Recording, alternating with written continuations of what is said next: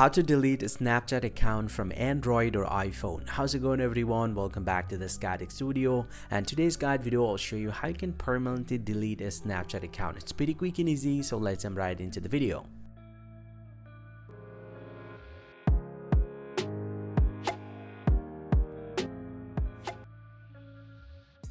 So now to delete your Snapchat account, open up the Snapchat app from a device, and from the Snapchat, just need to tap on your profile icon at the top right.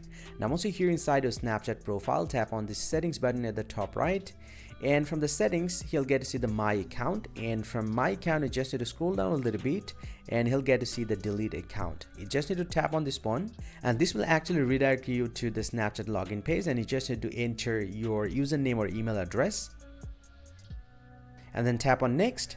And then simply go and enter your Snapchat password.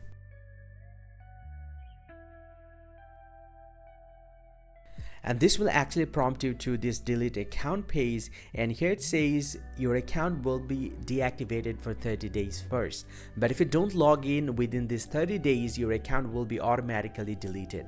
So right after that, you just need to enter your password once again.